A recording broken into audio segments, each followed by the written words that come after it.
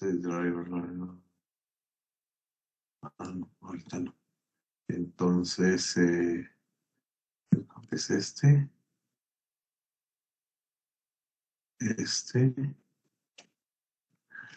y entonces, bueno, solo porque yo todavía con...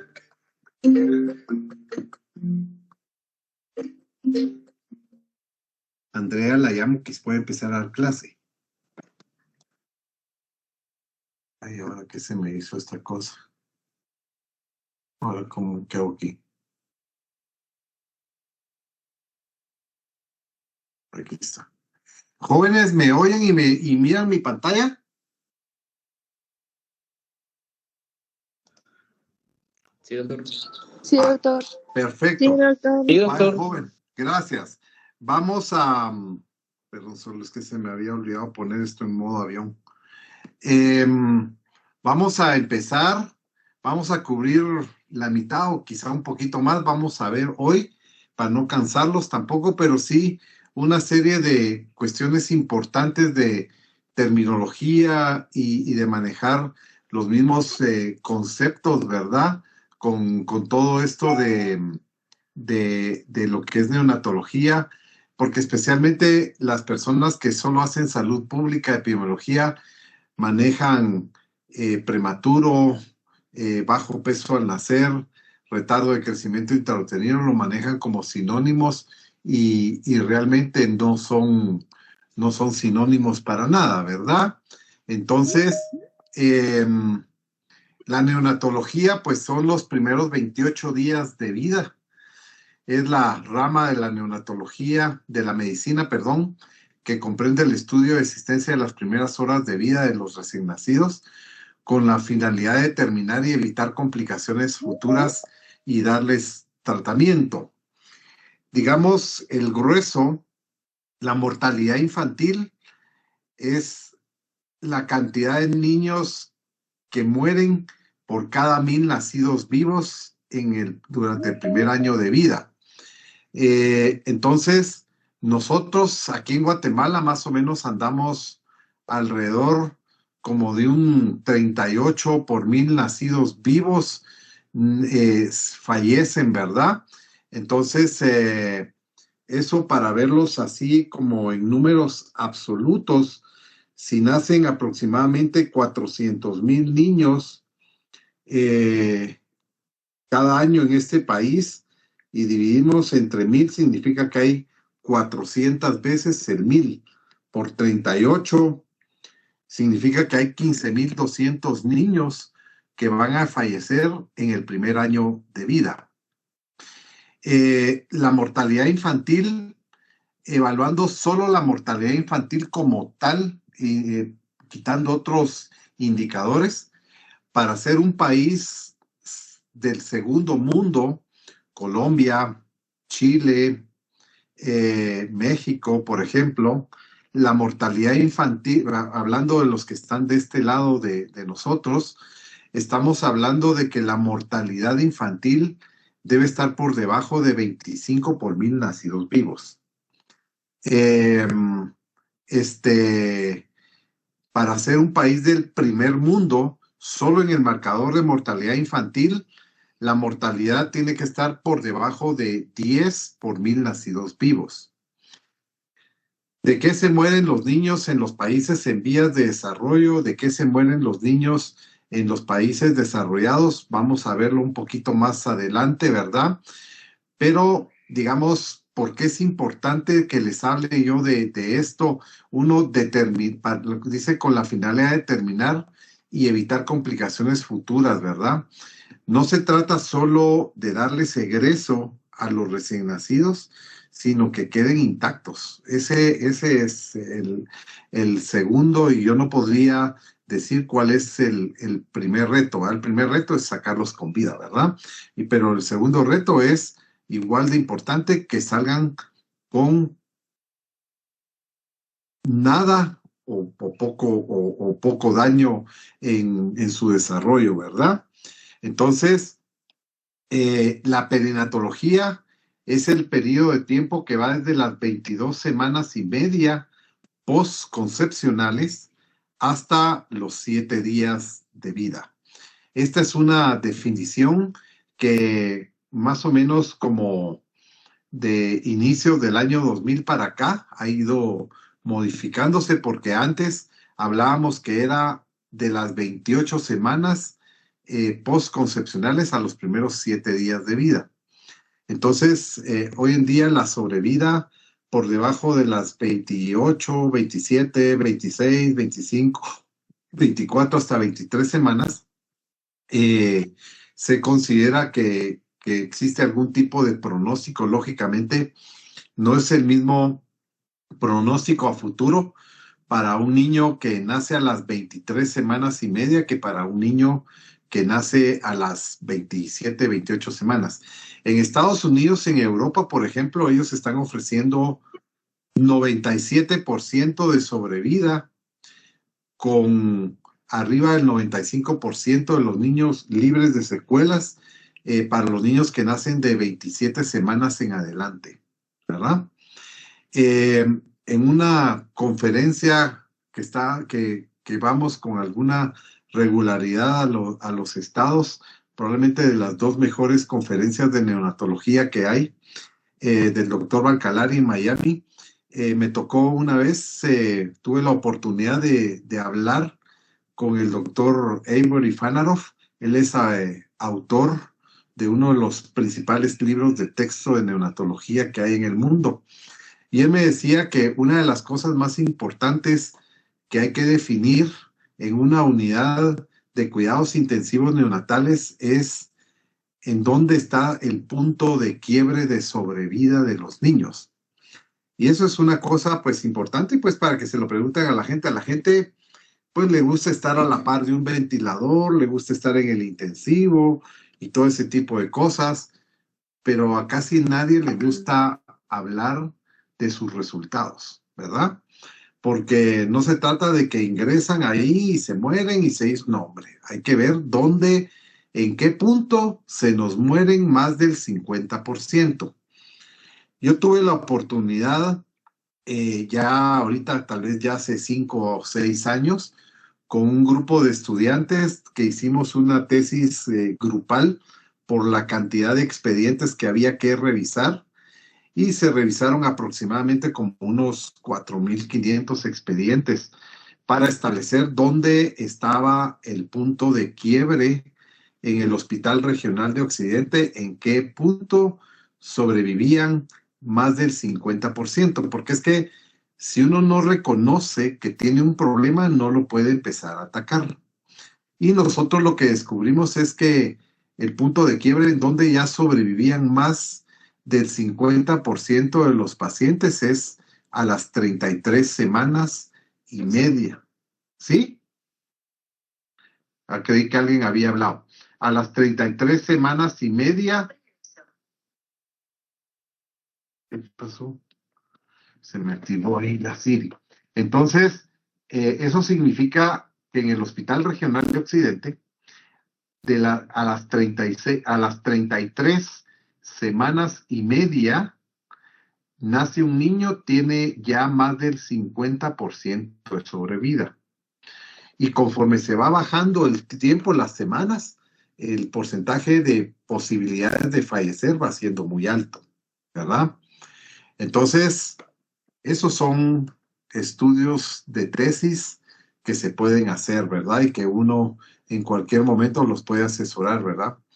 Una vez de una idea que yo di aquí en mis clases, llegó un estudiante y con una idea que cuando a mí me nombraron de revisor, dije, ve, aquí se birlaron olímpicamente mi idea. Y la cosa es que no lograba cuajar la idea porque el asesor oyó campanas, pero no sabía qué era lo que se tenía que hacer, ¿verdad? Hasta que yo le dije al estudiante, ¿usted quiere hacer este trabajo? Le dije yo, bueno, cambie de asesor, le dije yo, ¿verdad? Porque yo sí sé de lo que está hablando. Ya cuando cambió de asesor, entonces yo le expliqué se acuerda que era esto y esto, ¿verdad? Entonces uno ya los puede dirigir, ¿verdad? A eso se le llama propiedad intelectual a ustedes, y por eso es que el doctor Mejía está un poquito en contra de ¿cómo se llama? De las fotocopias, ¿verdad? Porque cree en la propiedad intelectual. Todos los artículos que yo les envié ayer son de uso libre, ¿verdad? Y por eso es que los utilizamos, ¿oyeron ustedes? Entonces, digamos, a los de ustedes que vayan a ser obstetras en el futuro, es bien importante que se refinen en su diagnóstico, ¿verdad? O sea, ya no se vale que uno llegue a atender un parto y que le digan, mira, tiene 34 semanas. No es lo mismo tener 34 semanas que tener 34 semanas y 5 séptimos, ¿verdad? Y 5 días más. No es lo mismo tener 34 semanas que 6 séptimos. Es totalmente diferente, ¿verdad? Ustedes, y entonces se tienen que llegar a refinar a ese punto.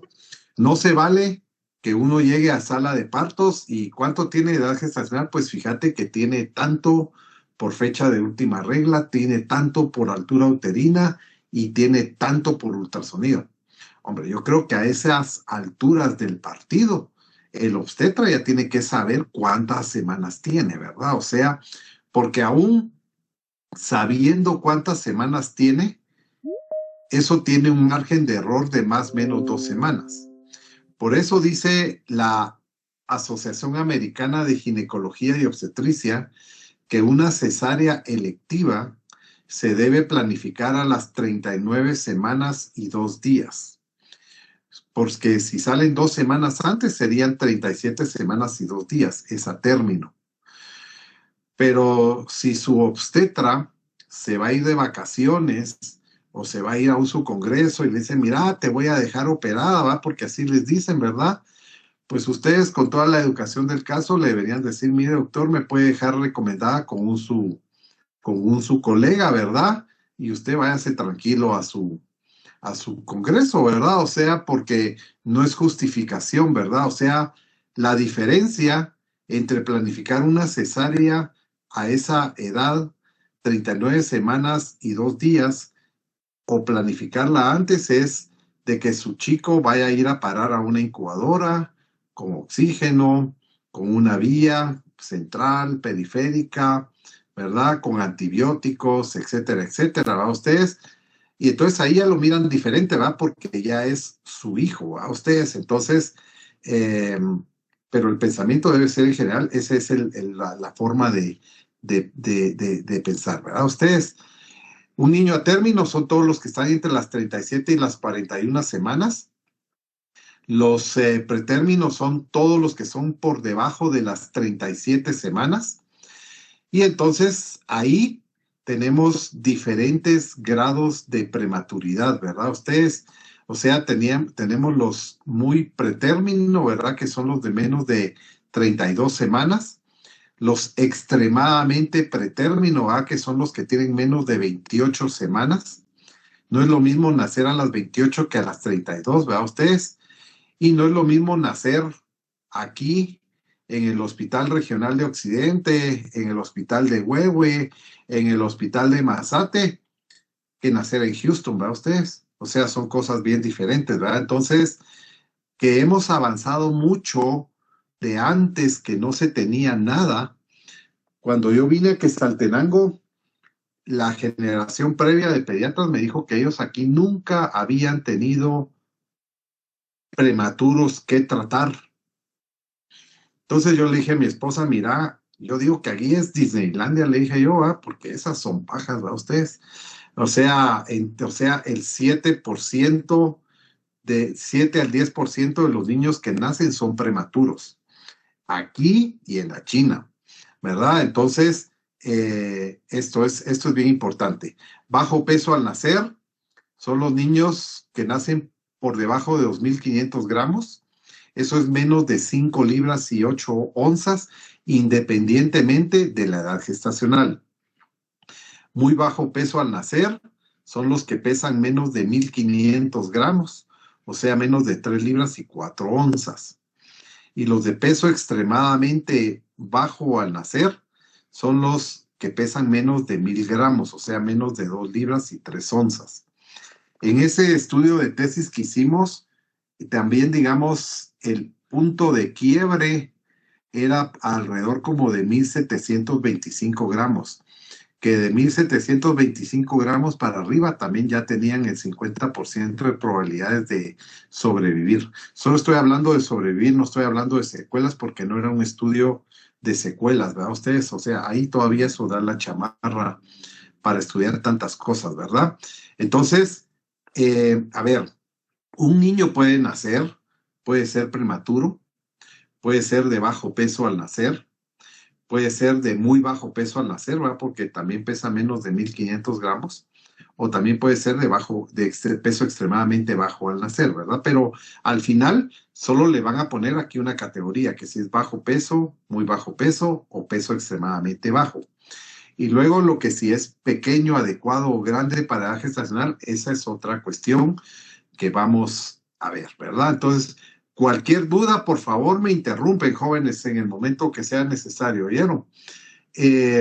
O la apuntan. Porque yo no estoy viendo el chat, no me da la chamarra para ver el chat simultáneamente. Entonces, digamos, esto es la línea de tiempo desde la concepción hasta los niños postérmino, ¿a ustedes? Entonces, ya dijimos que los que nacen acá, digamos aquí, todos estos son a término, a ustedes de las 37 semanas y 0 días, ¿verdad? Hasta las 38 semanas y 6 séptimos, incluso hay quienes los catalogan como pretérminos, como niños a término tempranos. Y entonces aquí, pero todos estos son a término. Y después de las 41 semanas y 6 días, pues ya caen los postérminos, ¿verdad? Y aquí el riesgo de asfixia se va haciendo potencialmente mayor. No voy a decir ni exponencialmente ni logarítmicamente porque no lo sé, eso no está evaluado de esa manera, sino que aquí el riesgo va siendo mayor. Bueno, ¿qué otra cosa ustedes? Bueno, y los pretérminos, ustedes miran que aquí de las 34 semanas a las 36 semanas y 6 días, estos se les llaman pretérminos tardíos, pero todos estos son pretérminos, ¿verdad? Ahora, ¿por qué destacamos estos acá? Los destacamos aquí ustedes porque este niño pretérmino, vamos a ver, no hay pretérminos tempranos, oyeron ustedes, perdón, regresemos. Pum. Estos niños a término tempranos podrían tener algunos signos, alguna signología, alguna sintomatología un poquito más acentuada, ¿verdad? La ictericia un poquito más intensa, que les cueste un poquito más empezar a comer, que les cueste sostener un poquito su temperatura, o sea, todo ese tipo de cuidados hay que dárselos a todos, pero a estos con mayor énfasis. Los pretérminos tardíos, o sea, los que parecen niños a término, porque pesan arriba de 5 libras, 8 onzas, pero nacieron antes de las 37 semanas, esos niños definitivamente van a tener ictericias más intensas, más prolongadas, mayores dificultades para iniciar la alimentación, mayor riesgo de poder desarrollar hipoglucemia, mayor riesgo de poder desarrollar hipotermia y signos respiratorios iniciales que no se les dan tanto valor que se les pudieran empeorar. Yo vivo mucho de esto, ¿verdad? Niños mal evaluados que nacieron en otro lado y que llegan a la oficina, que están fríos, no succionan, ¿verdad? O sea, están pálidos, ¿verdad? Hay que volverlos a reingresar, ¿verdad? Ustedes para estabilizarlos y todo, ¿verdad? Yo cuando tengo pacientes en estos rangos de edad, de las 34 a las 38 semanas, les doy mucho plan educacional a la familia y me cercioro de que el niño ya esté succionando activamente, que mantenga bien su temperatura, que por lo menos me haya hecho 3 controles de glucosa sin hipoglucemia y cuestiones así, haber descartado que tengan algún problema infeccioso para que se vayan a su casa, porque estos son los que hoy en día generan la mayor cantidad de reingresos hospitalarios aquí y en cualquier parte del mundo. Yo le caigo un poquito mal a los obstetras, porque yo si el niño no ha empezado a succionar adecuadamente, yo le digo a la señora, mire señora, le sale más barato pagar otro día de hospitalización que usted se quede que lo que le va a salir si tiene que volver a reingresar al niño, ¿verdad? Entonces, eh, esta es una cuestión que uno pues la tiene que negociar con la familia, porque al final el que va a pagar el reingreso es la familia. A ustedes, si aunque parezca que en un hospital público es gratis todo, nada es gratis, oyeron ustedes, alguien está pagando esa cuenta. La estoy pagando yo, la están pagando los papás de ustedes que pagan impuestos, los de ustedes que por alguna razón tengan su fuente de ingresos, tienen que pagar impuestos. O sea, así funciona la cosa, no existe nada gratis, ¿verdad? Ustedes, eso es una ilusión, ¿verdad? Que le quieren vender a la gente. Entonces, a ver, ya dijimos que aproximadamente alrededor del 7 o el 10% de todos los partos van a ser partos prematuros. Y a esto le quiero aquí dar un enfoque en el sentido de que, digamos, tratar de disminuir la prematuridad es algo entre complicado, difícil e imposible. Y me voy a explicar. Si ustedes tienen una amenaza de parto prematuro, quizá aquí como a las 26 semanas de edad gestacional, y ustedes hacen llegar a esa señora a las 34, 35 semanas, eso es un éxito terapéutico. Pero el niño va a seguir siendo prematuro. Nadie en su sano juicio hoy en día detiene un parto a las 34 semanas. O sea, el niño va a estar más seguro afuera que adentro. El riesgo de muerte fetal es muy alto cuando hay complicaciones acá. Nadie en su sano juicio va a detener un parto y lo van a resolver. Y eso es lo correcto, ¿verdad? Que si se tienen los recursos plenos para atender a ese recién nacido, sí o no, eso es una cosa que debe evaluar el obstetra, ¿verdad? Y el obstetra consciente, si está en un lugar donde no tiene todos los recursos, lo razonable es transportar a ese niño dentro de la mejor incubadora que existe en el mundo, que es la mamá.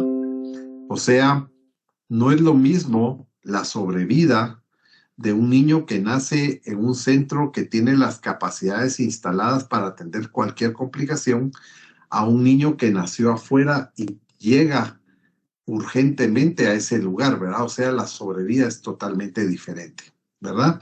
Entonces, pero eso es una madurez que se debe tener de, ¿cómo se llama? De transportar al niño dentro de la mamá.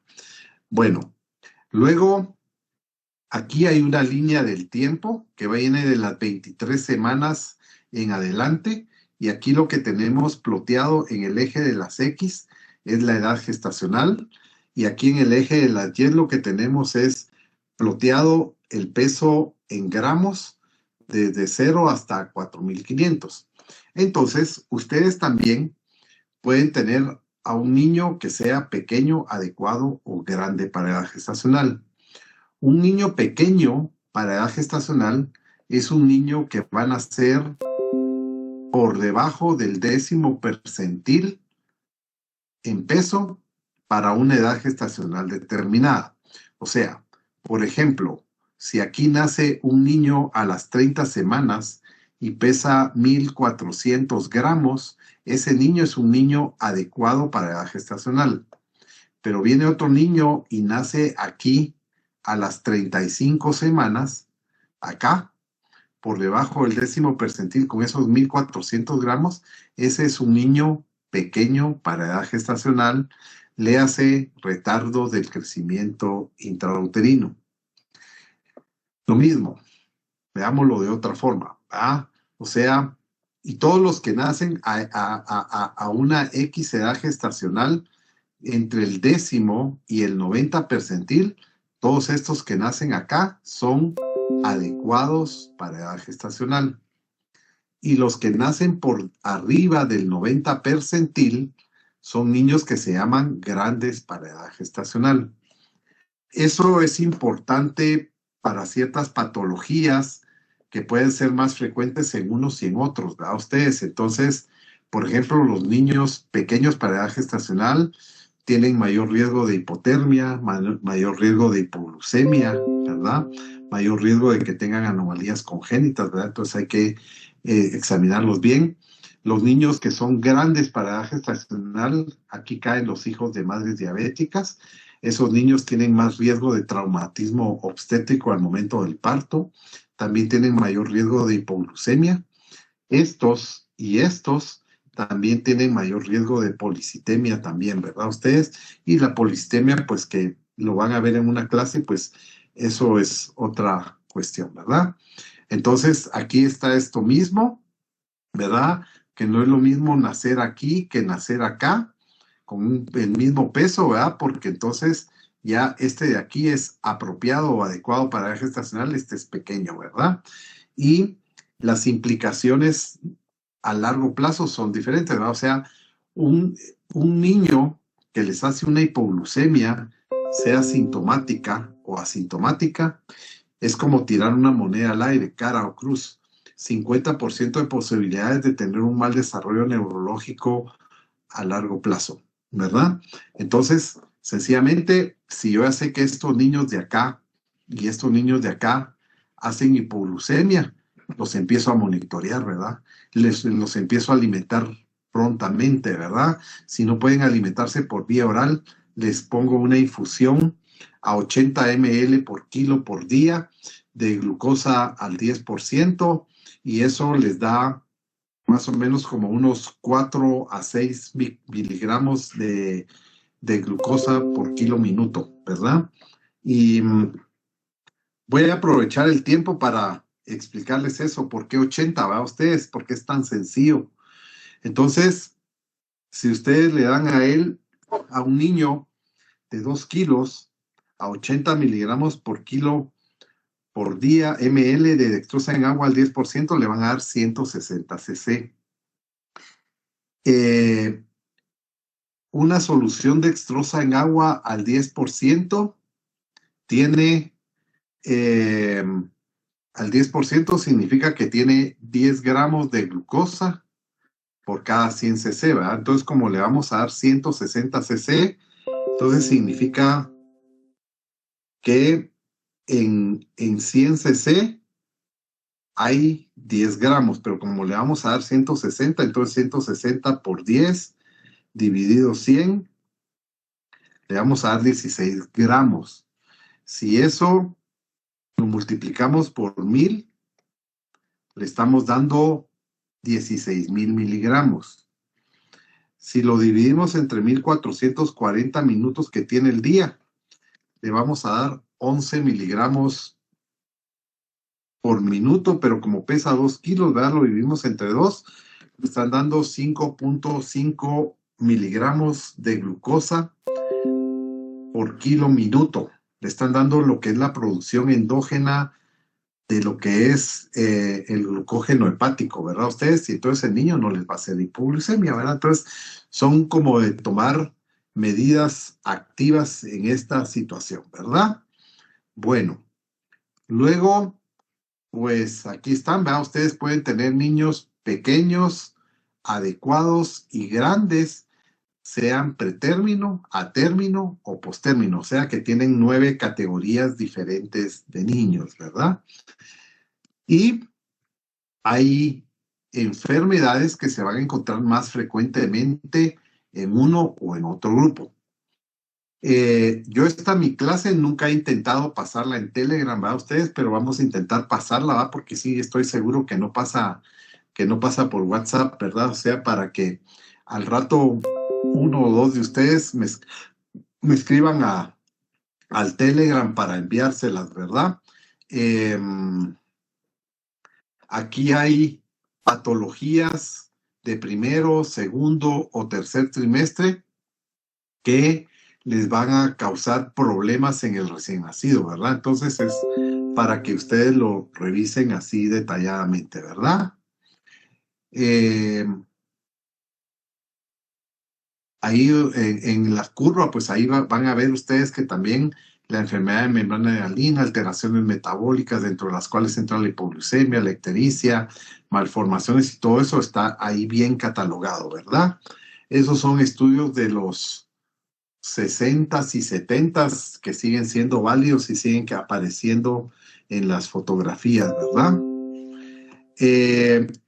Usualmente la gente lo que les pide es que hagan un VALAR, ¿verdad? Ustedes para evaluación de la edad gestacional.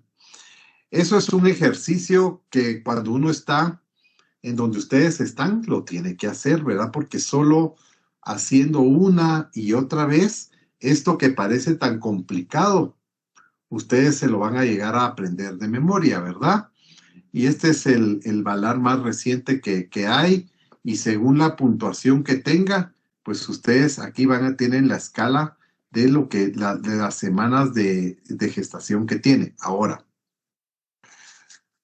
cuando la diferencia entre la edad gestacional obstétrica y la edad gestacional establecida por medios pediátricos como el VALAR no es mayor de 2 semanas, el dato válido es el valor obstétrico. Si hay una diferencia de más de 2 semanas para arriba o para abajo, el dato correcto es la evaluación por métodos pediátricos, en este caso esta. El doctor Mario Mejía, yo aprendí a utilizar el Dubois modificado por el doctor Arolo Capurro del Uruguay, y básicamente yo lo que evalúo es forma del pezón, la textura de la piel, la forma de la oreja, el tamaño del tejido mamario y los pliegues plantares, ¿verdad? Y eso tiene una concordancia de más del 80% con la fecha de última regla, que es contra lo que están, digamos, validados cada uno de los diferentes métodos de evaluación de la edad gestacional. Y hay una forma de Capurro en el cual le quitan la evaluación de cómo se llama, de lo que es el pezón y de lo que es la oreja, y le agregan 2 signos neurológicos, el signo de la bufanda y el signo de la cabeza en gota, ¿verdad? Entonces, al final, yo siempre les digo, apréndanse uno, y ese se quedan utilizando. Y el doctor Mejía todavía hizo algo más. Yo en mi trabajo de tesis hicimos uno ultra simplificado, súper simplificado, que solo evaluábamos la textura de la piel y evaluábamos los pliegues plantares, le cambiamos la valoración totalmente a esto. Tendría que volver a revisar mi tesis yo, y más o menos daba una concordancia contra el Capurro y contra fecha de última regla del 85%, ¿verdad? Entonces yo usualmente solo les veo la planta de los pies y la textura de la piel, pero ustedes ahorita tienen que hacer VALAR, ¿verdad? Y entonces, pues hay que ver cómo están los chiquitos, ¿verdad? O sea, por ejemplo, aquí tienen, por ejemplo, una orejita de un recién nacido a las 28 semanas, ¿sí? Ustedes pueden ver poco tejido cartilaginoso, poco formado, todos los entrantes y salientes que tiene la oreja. Aquí tienen una orejita esta es una de 28 semanas, esta es una de 32 semanas, que uno mira que ya está más formada, más elaborada, y aquí tienen una de 36 semanas, ¿verdad? Que casi es como la de un niño a término. Luego, pues tenemos aquí lo que es la areola, ¿verdad? Que aquí a las 28 semanas prácticamente no se mira. Entonces puedes ver aquí a las 32 semanas que ya empieza a hacerse notoria, y aquí a las 36 semanas que ya los niños pues nacen bien con su areola bastante formada, y probablemente si uno palpara aquí habría algún tejido mamario ahí. Unos genitales femeninos, que esto es importante saberlo porque hay que explicárselo gentilmente a las personas, ¿verdad? Ustedes. Estos son los genitales de una nenita a las 28 semanas. Ustedes pueden ver que todavía los labios mayores no están encima de los labios menores y que el introito vaginal aparece totalmente expuesto. Si esto evoluciona aquí a las 32 semanas, empieza a formarse ya los labios mayores, ¿va? Y empiezan a querer cubrir todo lo que es el introito vaginal. Ustedes pueden ver aquí a las 36 semanas ya una vulva como normalmente la vemos en las niñas a término. Entonces eso hay que explicárselo a la familia de que ella no, la nenita, esto conforme vayan pasando las semanas, eso se va a ir cerrando y hay que explicárselo gentilmente. Si la gente lo supiera, no nos lo preguntaría a ustedes. Luego, pues los genitales masculinos, ¿verdad? Usted falo muy pequeño, el escroto con pocos pliegues, ¿verdad? Incluso si uno palpa aquí, pudiera ser que uno no encontrara los testículos todavía descendidos. Este es el escroto de un niño ya a las 32 semanas con un falo un poquito más grandecito y no digamos pues aquí ya a las 36 semanas. La planta de los pies, ¿verdad? Casi lisa, la de un niño a las 28 semanas. A las 32 semanas básicamente empiezan a haber pliegues en la parte y surcos en la parte anterior de la planta. Y ya a las 36 semanas ustedes pueden ver que ya hay en casi toda la planta y probablemente en un niño a término, casi llegando al postérmino, empezaría a estar con una descamación descrita como descamación furfuránea. Así está descrita en los libros de la literatura. Y aquí, pues, ciertos cuidados de los recién nacidos, ¿verdad? Aquí hay un niño con sobrecrecimiento, un niño grande. Este es un niño con un Beckwith-Weidemann. Ese es un síndrome, ¿verdad? Que da macroglosia con hernia umbilical. Y estos hay que investigarlos para que no tengan anomalías gastrointestinales, ¿verdad? O anomalías renales. Este es un hijo también macrosómico, ¿verdad? Un niño grande para edad gestacional. El punto de quiebre para decir que un niño es grande para edad gestacional es que, sin verlo en la tabla, todos los niños que pesan arriba de 8 libras, 8 onzas, son grandes para edad gestacional, ¿verdad? Y luego algunos habrá que irlos refinando y viéndolos en la tabla, ¿verdad? Los niños hijos de madres diabéticas, ¿verdad? Pueden aparecer así macrosómicos, pero realmente ser prematuros, ¿verdad? Ustedes, entonces, el hecho de que sean grandes no significa que ya estén lo suficientemente maduros.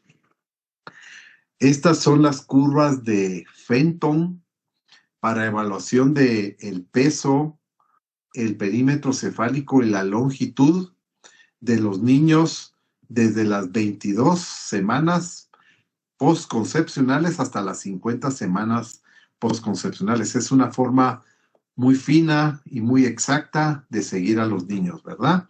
Entonces, ¿esto para qué lo traigo? Esto lo traigo aquí para explicarles un concepto, ¿verdad? Que los niños con retardo de crecimiento intrauterino, que ya dijimos que son los que nacen por debajo del 10º percentil, del peso para su edad gestacional, pueden ser simétricos o pueden ser asimétricos. Un niño con retardo de crecimiento intrauterino simétrico es el que tanto el peso como la cabeza como la longitud, todos están por debajo del 10º percentil para la edad gestacional que nazca. Un niño con síndrome de Down, un niño con una trisomía 18, un niño con una trisomía 13, ¿verdad? Y otro tipo de anomalías. Esos van a ser todos los niños pequeños, ¿verdad? Están por debajo del 10º percentil en peso, circunferencia cefálica o perímetro cefálico. ¿Por qué pone usted PC? Me dijo una vez un interno en uno de los hospitales que yo trabajo, pues porque así lo aprendí yo, ¿verdad? Y se llama perímetro cefálico, ¿verdad? Ahora le ponen circunferencia cefálica, ¿verdad? Pero el nombre correcto es perímetro cefálico, ¿verdad? Y por eso el doctor Mejía le pone PC, ¿verdad? Que es lo correcto. Y uno lo que quiere es que ustedes aprendan a hacer lo correcto, ¿verdad? Y la longitud, ¿verdad? O sea, los niños que se miden en decúbito prono tienen longitud, no tienen talla. La talla es cuando ya ustedes hacen la medición con el niño en bipedestación. Entonces, hasta los 2 años, los niños hay que utilizar el tallímetro para para medirlos, ¿verdad? Ustedes, así con ayuda de la madre y todo, ¿verdad? Entonces, y un niño, un retardo de crecimiento intrauterino asimétrico, es un niño que el peso está por debajo del 10º percentil, pero el perímetro cefálico y la longitud están dentro de límites normales. Esos son niños que se desnutrieron en el último trimestre del embarazo y ya ganaron peso, ya ganaron estatura, y el perímetro cefálico, el organismo busca cómo conservarlo, ¿verdad? Porque está conservando el tamaño del cerebro, la cantidad de neuronas que hay y el tamaño de neuronas que ahí hay, ¿verdad? Ustedes. Diferente, por ejemplo, los niños que son pequeños para edad gestacional, ya dijimos, van a estar por debajo del 10º percentil, tanto en peso, los que son simétricos, la circunferencia cefálica, el perímetro cefálico también, y la longitud. Y esos usualmente se desnutrieron por algún evento que ocurrió en el primer trimestre del embarazo. Ahí entra también todo lo que es toxoplasma, rubiola, citomegalovirus, herpes, ¿verdad? O sea, todo lo que es el complejo TORCH y las cromosopatías, ¿verdad? O sea, las etiologías son diferentes. Las etiologías aquí, en los que se desnutren en el tercer trimestre, es una hipertensión inducida por el embarazo, una eclampsia, una preeclampsia o cualquier otro tipo de toxemia del embarazo, una nefropatía, una cardiopatía, ¿verdad? Ustedes, bueno, luego, esto es lo que ha pasado con la mortalidad neonatal en el mundo civilizado, ¿verdad? Ustedes, de valores tan altos, de 20% a menos del 5% que fallece, ¿verdad? Esta no es la infantil, ¿verdad? Esta es la mortalidad neonatal. Y las muertes postneonatales también. Esto es en Estados Unidos desde el año 1956 hasta el 2013, ¿verdad? Que han venido en descenso progresivo, ¿verdad?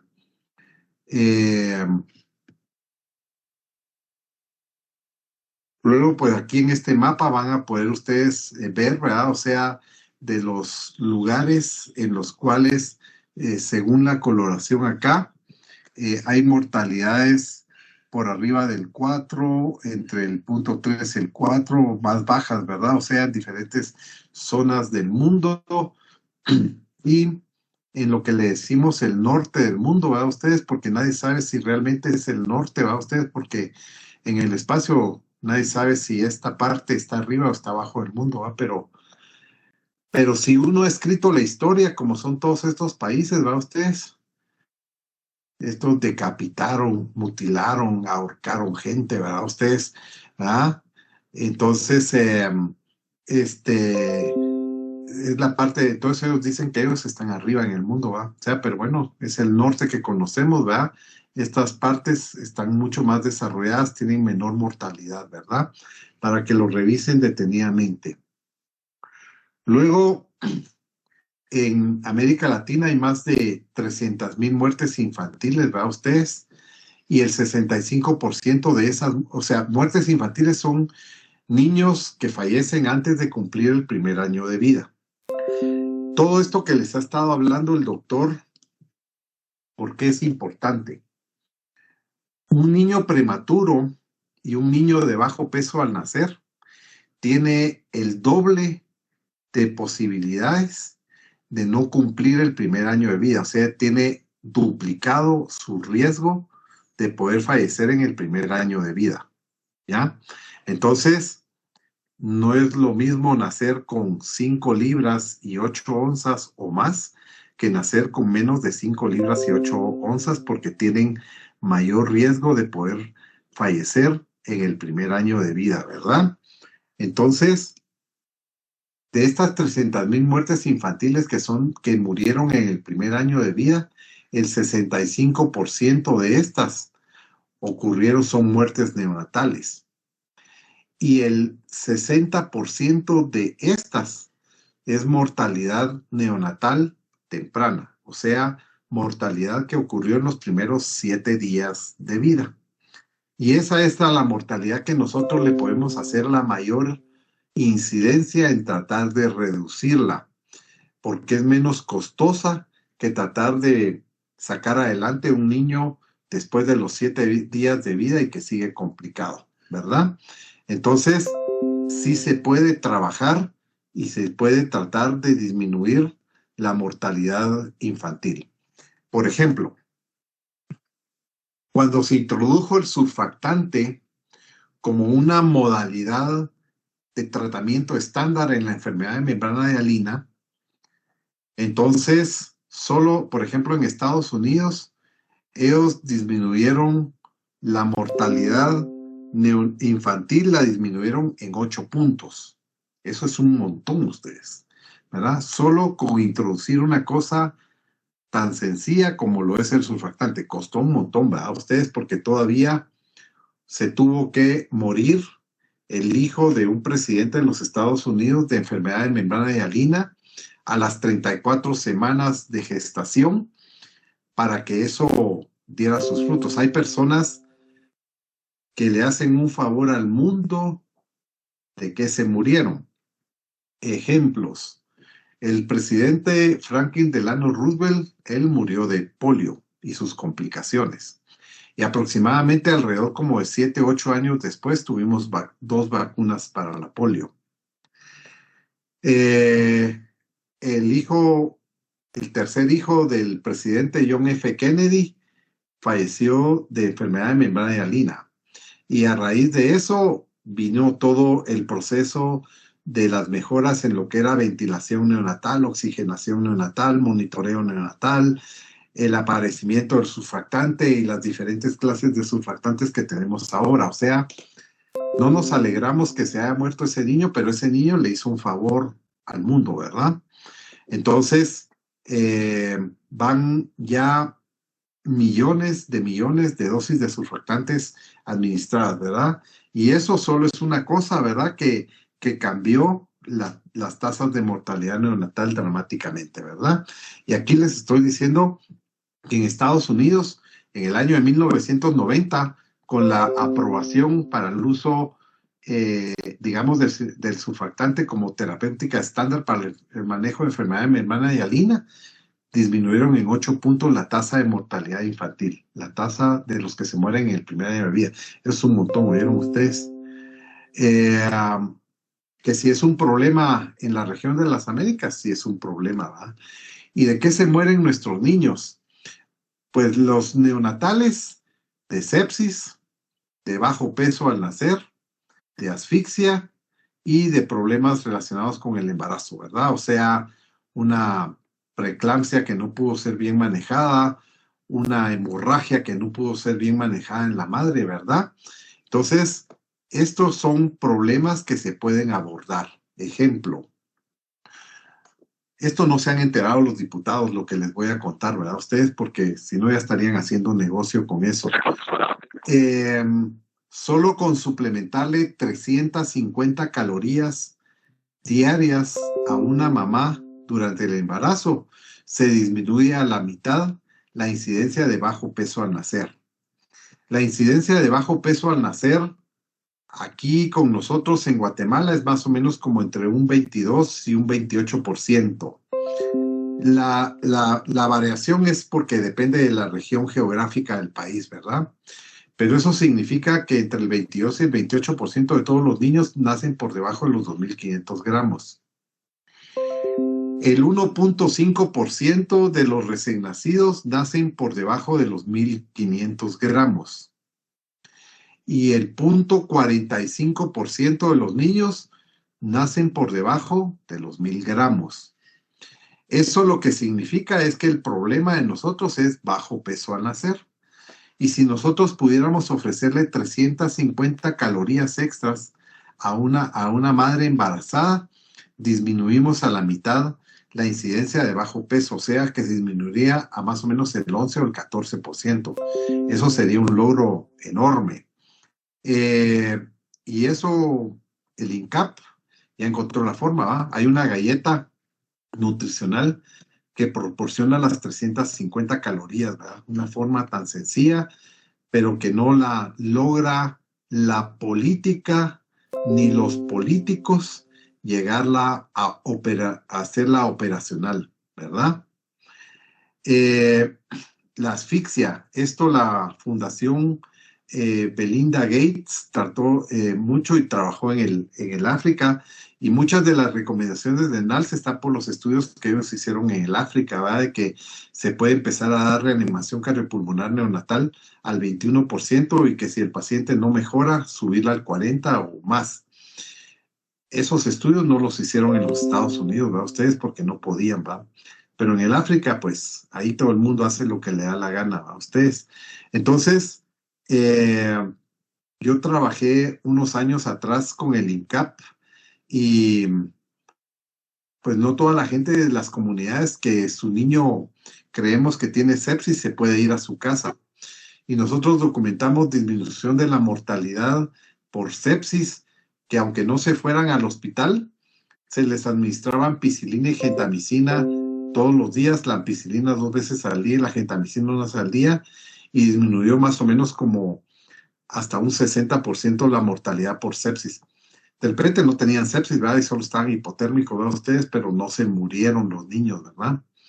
Entonces, para pensar en el futuro, primero hay que tener vivos a las personas, ¿verdad? Ustedes, y después hay que ver cómo se van resolviendo los demás problemas. No voy a pensar cómo le voy a dar de comer a tantas personas, que es lo que piensan los organismos internacionales, el Banco Central Europeo, el Banco Interamericano de Desarrollo, y por eso es que ellos invierten tanto en anticoncepción, ¿verdad? Ustedes.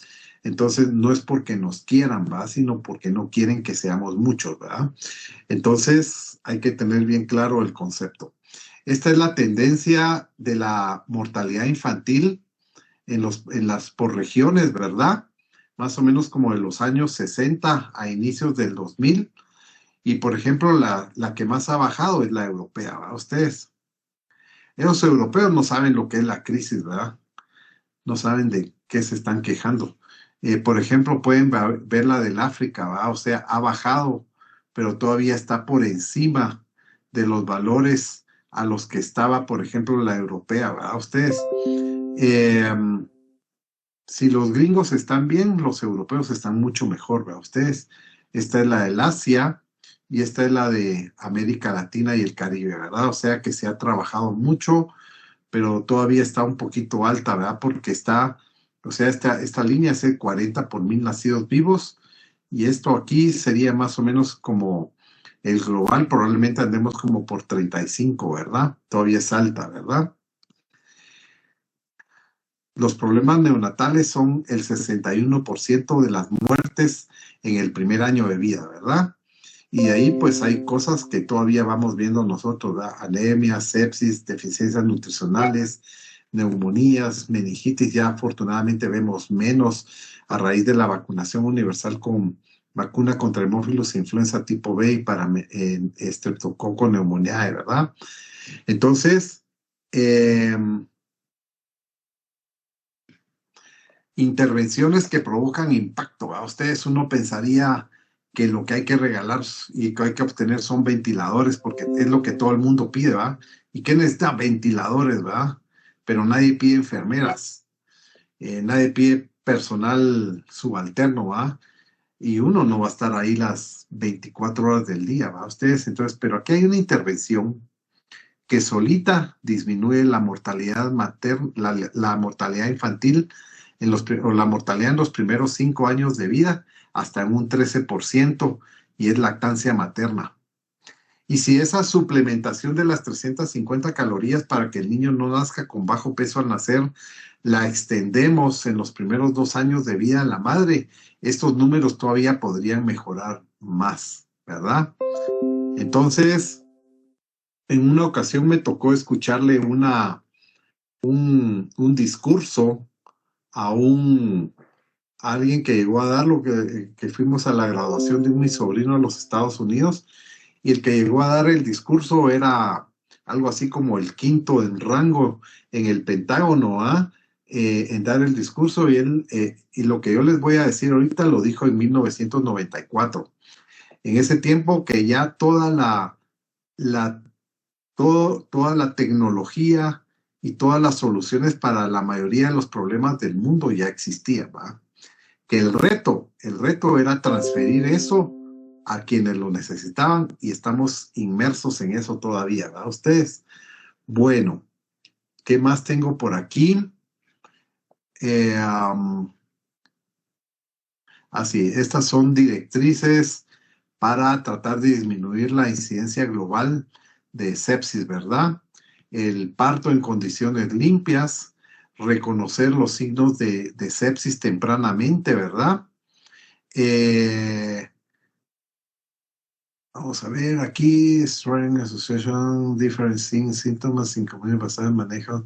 Así, aprender a manejar los problemas de sepsis en la comunidad, ¿verdad? Estratificar a quienes o forzosamente hay que trasladarlos, a quienes potencialmente se les podía tratar en las comunidades. Esto conlleva líderes en las comunidades, ¿verdad? Medidas de prevención de sepsis neonatal. En el año 2010, 2012 más o menos, hubo una doctora del CDC de los Estados Unidos que hizo un estudio enorme en Estados Unidos en el cual ellos actualmente le hacen PCR a secreciones del fondo de saco o le hacen cultivo a todas las embarazadas alrededor de las 34 o 36 semanas y todas las que salen positivas para estrepto del grupo B les dan tratamiento antibiótico. A ella le dieron una medalla, la máxima condecoración que le pueden dar a un civil en los Estados Unidos, una medalla presidencial por haber prácticamente casi desaparecido de los Estados Unidos lo que es la sepsis neonatal temprana. La sepsis neonatal tardía es otra historia que la van a ver cuando vean sepsis, ¿verdad? Pero con una medida tan... Y hoy en día casi se le puede hacer PCR a cualquier enfermedad infecto contagiosa, ¿verdad? Entonces, a todas las... Porque más o menos entre el 25 y el 35% de todas las mujeres en edad reproductiva son portadoras de estreptococo del grupo B en el fondo del saco de Douglas, ¿verdad? Y entonces eso es algo que es prevenible, ¿verdad? Entonces, porque estreptococo del grupo B, en cualquiera de sus formas, de sus serotipos, era la principal causa en Estados Unidos de sepsis neonatal temprana o de sepsis neonatal tardía, ¿verdad? Entonces eso se puede manejar y se puede tratar. Los recién nacidos con retardo del crecimiento intrauterino pueden ser clasificados como simétricos o asimétricos. Esto ya se los expliqué yo. Los simétricos tienen reducido el peso, la longitud y la circunferencia cefálica, ¿verdad? El peso es afectado más en el niño que es asimétrico, ¿verdad? Que era lo que les decía yo, que puede hacer que tengan la circunferencia cefálica y la estatura normal, ¿verdad? En general, los factores intrínsecos en el feto que causan un crecimiento intrauterino de tipo simétrico son totalmente diferentes a situaciones médicas maternas como preeclampsia, hipertensión crónica, anomalías uterinas que van a causar crecimiento intrauterino de tipo asimétrico, ¿verdad? Era lo que les explicaba. Como aquí son intrínsecas al feto, estamos hablando de una infección por toxoplasma, rubiola, citomegalovirus, herpes simple, ¿verdad? O una trisomía 13, 18 o 21, que son las 3 trisomías que nacen con vida. Causas de restricción de crecimiento intrauterino, pues aquí las van a poder revisar. Hay genéticas, hay constitucionales maternas, nutricionales, infecciosas, uteroplacentarias, ciertas toxinas, ¿verdad? Ustedes, bueno, voy a avanzar aquí un poquito más. ¿Qué hora es? Si todavía puedo avanzar para que mañana, que es viernes, no sea tan pesado. Entonces, aquí un poquito demostrándoles un poquito lo que son retardos de crecimiento intrauterino. Estos niños, estas parejas de niños acá son gemelos. Este probablemente fue un gemelo receptor y este fue un gemelo donador, ¿verdad? Y hablamos de gemelos discordantes cuando hay una diferencia del 20% en el peso y en el valor del hematocrito o de la hemoglobina. Este otro es una restricción de crecimiento intrauterino por cualquier causa. Ustedes pueden ver, el niño parece viejito, casi no tiene tejido subcutáneo y por eso se mira así todo arrugadito, ¿verdad? Mírenlo aquí todo chupado este nenito, ¿verdad? Ustedes. Entonces es para irlos reconociendo. Dentro de unos días, pues vamos a ver lo que es la reanimación cardiopulmonar. Este es de los primeros flujogramas que hubo y cada día se ha ido como agregándole cuestiones, ¿verdad? Pero esto lo vamos a ir desglosando con cada uno de la tercera parte de los estudiantes que vayamos a ir citando en esos días 15, 16 y 17 de marzo. Esto yo le llamo el círculo de la vida, ¿va? No me recuerdo cuál era el círculo de la vida en el Rey León, ¿va? Pero este es el círculo de que le toca a uno vivir en la vida. Uno todo el tiempo vive evaluando, tomando una decisión y actuando. Y lo más difícil en la vida es tomar decisiones, ¿verdad? Y esto es algo que lastimosamente ya no sale en las ediciones últimas de lo que es el curso de RCP neonatal, el NALS, ¿verdad? Neonatal Advanced Life Support, en que es eso, ¿verdad? O sea, en todo momento en sala de parto estamos en esto, evaluando, decidiendo y actuando. Y de la acción la volvemos a evaluar y a decidir y a tomar otra acción. Esto no quita que ustedes tengan que saberse el APGAR de memoria. El APGAR hay que sabérselo de memoria, ¿verdad? Porque hay que darlo ahí al minuto y hay que darlo a los 5 minutos. El manual de reanimación cardiopulmonar se basa en que se hicieron los estudios y se determinó que la frecuencia cardíaca, el esfuerzo respiratorio y el color son los que más peso tienen para tomar decisiones en sala de partos. Empiecen y vayan leyendo el manual y todo, porque digamos, cuando yo empecé a estudiar pediatría, la indicación era que al minuto se les tomaba el APGAR a los pacientes. Y entonces se tomaba, si el APGAR estaba por debajo de 3, había un árbol de decisiones que era toda la página de un libro.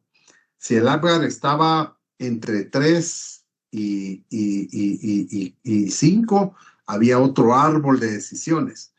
Y si estaba entre 6 y 7, había otro árbol de decisiones. Eso con el flujograma que lo vamos a ir desglosando poco a poco el día 15, 16 y 17 con cada uno de los 3 grupos que se hicieron. Entonces van a ir viendo que es como que más fácil hacer todo el proceso de reanimación. Pero de todos modos, el APGAR al minuto hay que tomarlo. El APGAR a los 5 minutos hay que tomarlo. Si el paciente sigue teniendo un APGAR por debajo de 7, a los 5 minutos hay que tomarlo cada 5 minutos hasta documentar cuándo el APGAR estuvo en 7 o más puntos, ¿verdad ustedes? A los residentes les encanta el Downer, ¿verdad ustedes? Yo aprendí a utilizar el Silverman, que es el que aparece en su libro de Nelson y es el que sigo utilizando. Lo considero mucho más sencillo y es equivalente a hacer un Downes y que hay un Downes pediátrico y hay un Downes neonatal, ¿verdad? Para mí es más fácil hacer un Silverman y en toda la literatura científica nadie les pone en una resolución de casos que un paciente tenía tanto de Downes y nos pone que tenía tanto de Silverman, ¿verdad? Entonces yo sigo utilizando, aprendí a utilizar y me enseñaron a utilizar el Silverman y los conmino a que utilicen el Silverman, ¿verdad? Ustedes porque es mucho más sencillo, ¿verdad? Bueno, yo creo que ahorita voy a ir parando por acá y vamos a dejar la otra mitad para mañana, o vamos a ver qué hora es. Yo creo que me da tiempo de avanzar algo. Voy a avanzar una parte aquí ustedes. La hipotermia neonatal. Los recién nacidos pueden perder temperatura por 4 mecanismos y únicamente pueden ganar calor por 3 mecanismos, ¿verdad? Ahí están enumerados, están descritos evaporación, conducción, convección y radiación. Pero por evaporación no se puede ganar calor, ¿verdad? Solo se puede por conducción, convección y radiación. Por convección, esa es la forma en que funcionan las incubadoras. Las incubadoras cerradas. Y radiación es la forma en la que trabajan las cunas térmicas, los colchones radiantes, las que les dicen, ¿verdad ustedes? O sea, esto que en teoría pues hay que ponerle un servo para que se prenda y se apague el equipo, ¿verdad? Y por conducción pues sería por colocarle a un paciente una bolsa de agua caliente o una bolsa con un guante con agua caliente, pero eso no se utiliza. La pérdida de calor por evaporación, esa depende de las sustancias líquidos fríos que estén en contacto con la piel del niño, ¿verdad? Y entonces, por eso es que los niños, cuando nacen, una de las primeras recomendaciones es que sean secados con toallas previamente precalentadas, ¿verdad? O sea, no metidas en el microondas ni nada así, sino usualmente hay una cuna térmica en sala de partos, uno pone una toalla o compresas, ¿verdad? Yo soy más amigo de las compresas, ¿verdad? Porque así lo aprendí y lo sigo haciendo de esa forma. Hay un par de sanatorios donde ocasionalmente me llaman a atender partos y no que solo la toalla, a mí deme compresas también, ¿va? Porque por uno querer hacer las cosas como no las aprendió, las cosas pueden salir mal, ¿verdad? Entonces, en los niños que son pequeñitos, menores de 1500 gramos, después de secarlos, se recomienda ponerles una cubierta de plástico, por ejemplo, del cuello hacia abajo para evitar mayores pérdidas de calor con los niños, ¿verdad? Y ponerles gorra. Y la razón de ponerles gorra es porque en toda esta área aquí de la frente y del cuero cabelludo es donde hay una mayor cantidad de receptores de frío y calor y que pueden fácilmente perder calor y por eso es que se les aísla la cabecita. Las abuelitas, las mamás sin saberlo, les ponen gorra y están haciendo lo correcto, ¿vieron ustedes? Y algunos colegas abusivos que no hay que ponerles gorras a los niños, eso se llama ignorancia, ¿verdad? El niño en el momento en que ya no necesita la gorra se la quita, ¿verdad? Entonces hay que saber leer la naturaleza, ¿verdad? Ustedes. La pérdida de calor por conducción, esa va a depender del contacto con superficies frías en las cuales pueda estar el niño. Si ustedes no se tomaron el cuidado de primero precalentar la superficie donde van a colocar al recién nacido y lo colocan ahí bruscamente y entonces ya encienden la cuna térmica, van tarde. Y ese niño ahí en sus ojos se les va a poner hipotérmico, ¿verdad? Y la hipotermia provoca aumento en el consumo de oxígeno, aumento en el consumo de glucosa, y entonces vienen las complicaciones, mal funcionamiento del surfactante. Entonces, ¿qué cosas pueden hacer perder calor a un niño por conducción? Pues el chasis de los rayos X, sábanas o toallas que no estén previamente precalentadas, las manos de nosotros, la cuna que no esté, que esté fría, el estetoscopio que esté frío, ¿verdad? O sea, hay que ser sumamente cuidadoso y meticuloso en el trabajo que se hacen y van a tener menos problemas, ¿verdad? En teoría uno podría producir calor y proporcionarle calor por conducción al paciente, ¿va? Pero esta es una foto en Estados Unidos, ¿verdad? Ustedes van a ver toda la quemadura que tiene aquí, ¿verdad? El médico que ordenó que le pusieran esto, la enfermera, se podrá dedicar a vender chicles o lo que quieran, menos a practicar la medicina, ¿va? Ustedes, o sea, porque allá hasta por resbalarse en una banqueta ajena, ustedes pueden demandar a alguien, ¿va? Ustedes. La pérdida de calor por convección, esa va a depender de la temperatura y de la velocidad del viento. Si ustedes están en una casa donde hay un recién nacido y lo están cambiando y abren la puerta, les van a decir hasta de qué se van a morir, ¿verdad? Ustedes, o sea, y por eso es de que hay que tratar de evitar corrientes de aire, ¿verdad? Y todo esto de las unidades de cuidados intensivos neonatales en los países civilizados son cuestiones muy bien estudiadas arquitectónicamente, ¿verdad? Y hay gente que se dedica a eso, ¿verdad? Aquí le ponen 4 paredes a un cuarto y todo, y no le dan los calentadores suficientes, ¿verdad usted? Y el problema de no tener calefacción central es que se puede modificar mucho lo que es la humedad específica y eso causarles problemas respiratorios. La humedad específica es una cantidad de partículas de agua que tienen que estar flotando en el ambiente, ¿verdad ustedes? Y esas son importantes que existan. Entonces, una forma de evitar calor, pérdidas de calor por convección es lo mismo, ¿va? Que dijimos, ¿va? O sea, colocarle una cubierta de plástico encima al niño, colocarle la gorra, ¿va? O sea, aislarlo. Las incubadoras funcionan si están cerradas, ¿verdad? Porque si están abiertas, el calor se pierde, ¿sí? Entonces, hay unas incubadoras que se llaman incubadoras de tercera generación, que son incubadoras que tienen un sistema de doble pared, en lo cual las ventilas se pueden abrir y sigue circulando aire caliente ahí, ¿verdad ustedes? Entonces, ese es el mecanismo de cómo funcionan las incubadoras cerradas.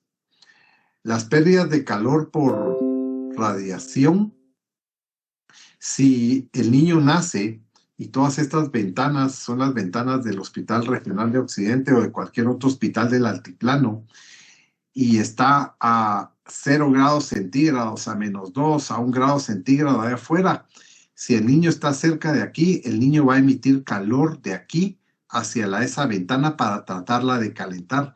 Esas son las pérdidas de calor por radiación, ¿verdad? Entonces, una de las soluciones es colocar, si uno ya no necesita tener tanto acceso al niño, cambiarlo de una incubadora abierta a una cerrada.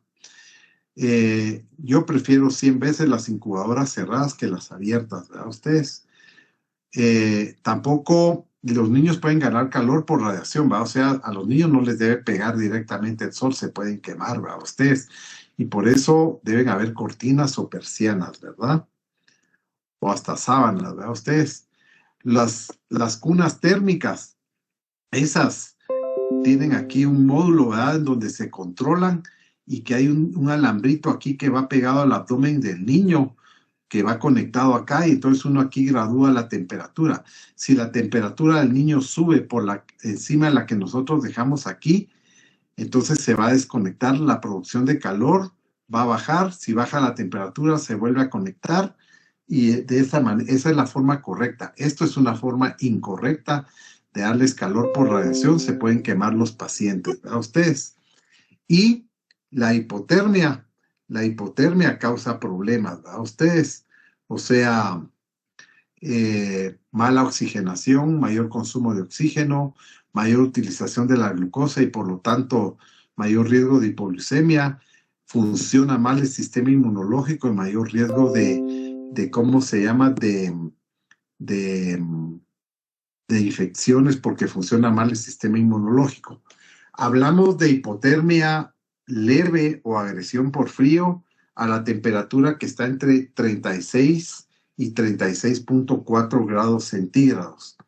Hipotermia moderada, la que está entre 32 y 35.9 grados centígrados. Hipotermia severa, la que está por debajo de 32 grados centígrados. Entonces, formas de proporcionarle calor a los niños. El método madre canguro, ¿va? A diferencia de lo que creen los norteamericanos, que en Colombia solo se produce cocaína, ¿va? Ustedes, los 2 creadores del programa Madre Canguro son 2 médicos colombianos, ¿verdad? y seguro que no les dieron el premio Nobel porque no es un misil lo que ellos crearon, ¿va? Imagínense, le dieron el premio Nobel a Obama, ¿va? Que hizo 6 o 7 guerras mientras estuvo en el gobierno, ¿va? Son desastrosos esos individuos. Entonces, eh, este, el programa Madre Canguro regula el ritmo cardíaco y respiratorio del recién nacido, mantiene la temperatura corporal del bebé, proporciona una mayor cantidad del sueño del niño, disminuye las infecciones, el desarrollo precoz de la función de succión y se favorece por la misma lactancia y disminuye el riesgo de muerte y el tiempo de hospitalización. Es una forma que buscaron estos dos médicos colombianos a, a provocar egresos tempranamente, ¿va? Y lógicamente tienen que estar regresando con alguna frecuencia en lo que los niños, ellos solitos, usualmente entre las 3 libras, 12 onzas y 4 libras y 4 onzas, solitos ellos le van hablando a la mamá de que ya no necesitan estar ahí en el pecho de la madre, ¿verdad? Los pilares de esto es el calor que lo proporciona la madre, la alimentación, ¿verdad? Que es la lactancia materna, y el amor que también le va a proporcionar, en este caso, la madre o el ser querido que haga esto. El poeta inglés Lord Byron, en alguno de sus escritos, decía que el amor es el contacto de una piel con otra piel, ¿verdad? Entonces, los colombianos no solo fabrican cocaína, ¿verdad? Ustedes. Entonces, ¿qué hora es? Todavía no son las 4, entonces me da tiempo de terminar y dejar una parte para mañana. ¿Qué niños van a estar comprometidos al nacer? Un niño con cianosis, bradicardia, presión arterial baja, depresión del esfuerzo respiratorio, pobre tono muscular. Cualquier cosa de eso significa que el niño está comprometido en su función cardiorrespiratoria y hay que atenderlo, ¿verdad? Cosas así un tanto elementales, ¿verdad? Que niños probablemente nacieron asfixiados, aunque nosotros no hayamos estado en esa sala de partos. Niños que no lloraron al nacer, por lo tanto no respiraron, ¿va? Niños que se encuentran flácidos, ¿va? Que están aguaditos, dice la familia, ¿va? Se encuentran cianóticos, que están moraditos, ¿verdad? Pálidos, que están fríos, que no logran controlar la temperatura, que no succionan, que tienen ritmos cardíacos por debajo de 100. El doctor Joseph Volpe, en su libro de neurología neonatal, él dice que cuando en alguna enfermedad de un recién nacido uno no logra cuajar todos los síntomas con una enfermedad, lo más seguro es que el niño haya nacido asfixiado, ¿verdad? Y que si uno lo empieza a tratar como una encefalopatía hipóxico-isquémica, lo más probable es que las cosas vayan a ir bien. Yo eso se lo leí al doctor más o menos en el año 82, creo yo, que hice quinto año yo, en unos artículos que leímos de él, y sigue siendo válido, ¿va? Ustedes funciona.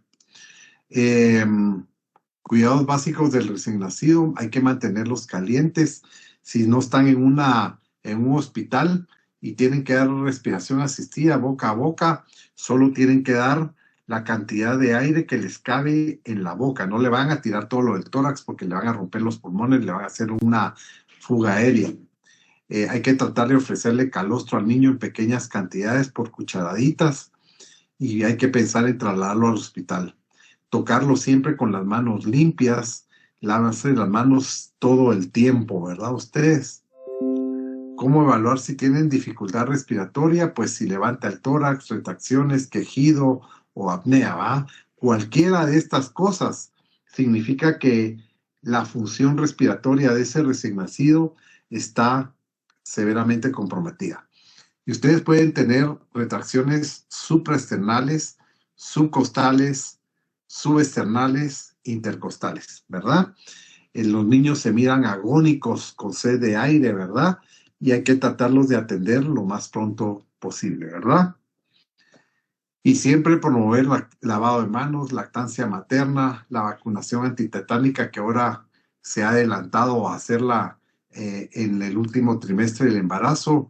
Y lo ideal es administrarles vacuna de difteria, tétanos, tosferina, idealmente vacuna de influenza. Mantenerlos secos, mantener el ombligo limpio, promover que los niños sean llevados a sus controles, ¿verdad? Sus visitas. eh, una de las cosas buenas que trajo la pandemia es que las parturientas en los hospitales tienen entre cero y nada de visitas, ¿verdad? Logran reposar más y al otro día tienden a estar mucho mejor. Yo tengo 4 cesáreas en mi casa y dice mi esposa que ¿cómo se llama? Que al día siguiente de la cesárea uno no quisiera ver a nadie, ¿va? Y ahí está toda la familia, ¿verdad? Y las personas enfermas no deben visitar a nadie, y menos a un recién nacido.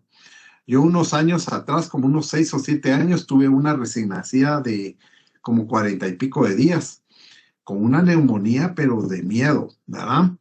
Y le dije a la mamá, mire, ¿qué pasó? Me dijo, fíjese, doctor, que llegó uno de los tíos y la cargaba y tosía, y la cargaba y tosía, ¿va? Y el tío no pagó la hospitalización, ¿verdad? Ustedes, entonces, sencillamente, lo mejor es no visitar a los recién nacidos, ¿oyeron ustedes? Ya tendrán tiempo de conocerlos, ¿verdad? Mantenerlos calientes, promover la higiene diaria. Yo le cuento a las mamás que yo les puedo explicar científicamente por qué a un niño hay que bañarlo un día sí, el otro también, el siguiente también. No puedo explicarles por qué un día sí, otro no, y otro quizá, ¿verdad? Yo no sé quién se sacó de la manga esa cosa de un día sí y un día no, ¿verdad?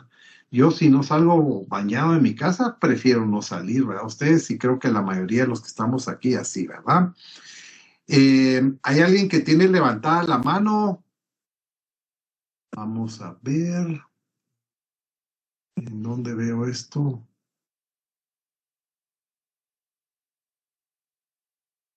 Aquí tengo una mano levantada, pero no sé de quién es. Doctor, Sí, buenas tardes. ¿con quién Eh, hablo? con César César y César, su apellido, Culebro. César Culebro. ¿Qué le puedo servir, doctor? Doctor, es que bueno, mi pregunta era anteriormente con una de las diapositivas donde tenía los posibles diagnósticos de enfermedades que posiblemente pudiera tener según si el RN era término, pretérmino o postérmino. Y si era pequeño, adecuado o grande, sí. Ajá. Ajá. Quería, Entonces, quería ver en sí esa diapositiva, pero fue anteriormente. ah, yo sé, me hubiera, porque es que yo como tengo la presentación a pantalla completa, doctor, entonces no logro, pero de todos modos, mañana que terminemos esta clase, yo les voy a mandarle esto para que lo revisen así detenidamente, ¿oyó? Muchas gracias, doctor. Va. ¿Alguna otra pregunta, jóvenes, o nos podemos ir a almorzar?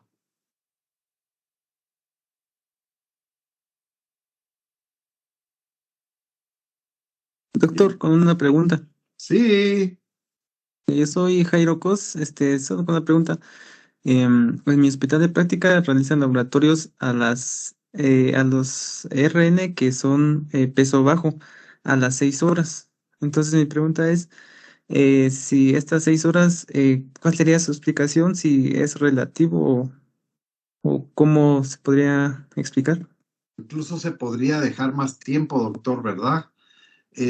Porque especialmente me imagino que andan buscando, me imagino que es una hematología, una PCR y un examen de orina, ¿verdad? Así es, más que todo hematología y grupo. Y PCR, el grupo, bueno, sí, el grupo, pero la hematología, digamos, si hay un problema infeccioso, no se va a alterar antes de las 8 horas. O sea que se podría dejar hasta 8 o 12 horas, ¿o yo? Muy bien, siempre buscando tal vez algún problema Digamos, ¿Qué produce patología? ¿qué es una hematología normal en un recién nacido? Es una hematología que está por arriba de los 6.000, 6.500 glóbulos blancos hasta 30.000 y que tenga predominio de neutrófilos. Esa es una hematología normal en un niño de 5 días o menos de vida. Después de los 5 días de vida, eso va a virar a una leucopenia relativa y a linfomonocitosis. Entonces, lo que hay que saber es cómo interpretarla según el tiempo de vida que tiene el niño. Muy amable, doctor, gracias. Bueno, Jairo, Así es. sí, Jairo, yo sí les encargaría que cuando alguien hable, pregunte, que encienda su cámara, por favor, porque así nos vamos conociendo. Ujú. Sí, Jairo. Doctor, fui el que hizo la pregunta. Entonces, gracias. Bueno, yo entendí que había sido César Culebro. Con César ya hablaba. Bueno, César me habló de otra cosa, sí, perdón. ¿Alguna otra pregunta, jóvenes?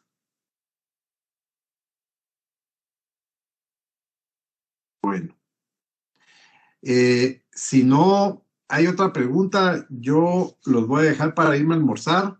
Mañana, como ya dejé poquito para la clase, voy a aprovechar a darles el complemento de la clase, a mandarles la clase por el Telegram y para darles la información de lo del curso de RCP neonatal. Muy bien. Vaya jóvenes, que tengan buen día. Buena tarde.